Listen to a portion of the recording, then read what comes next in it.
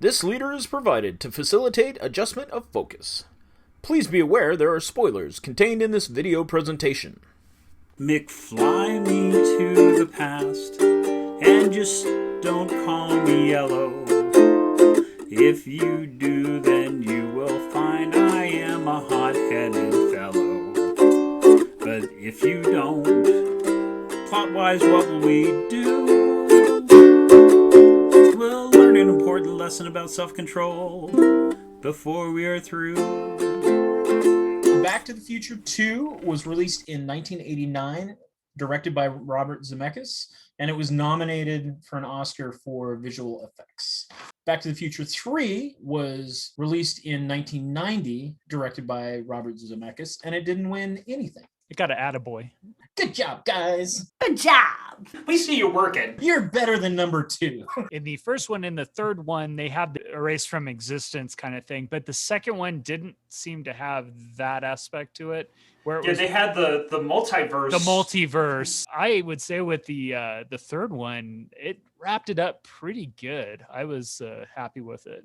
The second one, I passed out. Like, I missed the middle part. To me, it seemed like a rehash of the first one, except they threw in like this weird compulsion to not be called a chicken, which didn't really have a lot. That came out of left field. What's wrong, McFly? Chicken?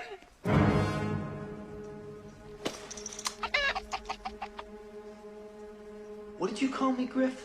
That's just lazy writing. Hollywood, lazy writing? Yeah, no, it couldn't happen. The third one I thought was awesome. And it may be that I just like Westerns. One of the things I liked the most was Frodo playing video games. Use your hands? That's like a baby's toy. Elijah Wood. The first note I had on there was Elijah Wood. And then he went to England and became a football hooligan. And I know that you're all excited for Jaws 19. Somebody made a trailer for Jaws 19. Jaws made you afraid to go in the water. Jaws 2 made you afraid to go back in the water. Now, the oceans are disappearing, and to save their home, the sharks must attack. Jaws 19. This time, it's really, really personal. This time it's really, really personal. Oh, how about Flea from the Red Hot Chili Peppers in there as the bad influence? How's it hanging, McFly? And one of them is Zane. Billy Zane. The Phantom. Out of all of Billy Zane's movies, you're going to pick the Phantom. I think the Phantom really showed all that he could do.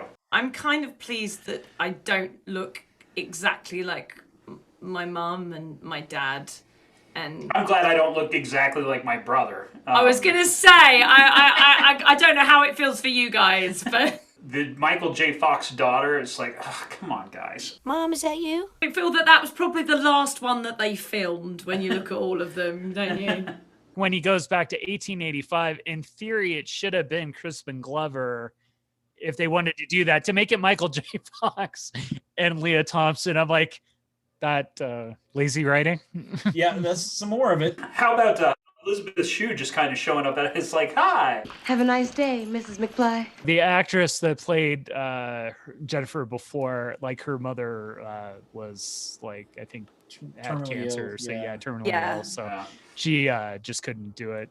So, but I do think that that's a better way to deal with it than, say, the Matrix movies where they're like, oh, now you look different. Now you have a new shell. I mean, we're now crossing Doctor Who with Back to the Future now. Yeah, but you have to go 88 miles an hour unless you get struck by lightning, and then you don't have to go 88 miles an hour. It's like we're changing the goalposts for the success of a film.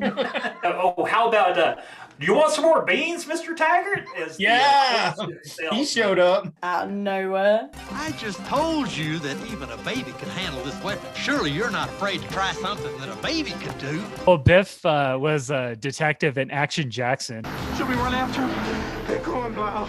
With Carl Weathers. Nice. Sitting at the bar are like all the Old West voices. Here's to you, blacksmith, and to the future.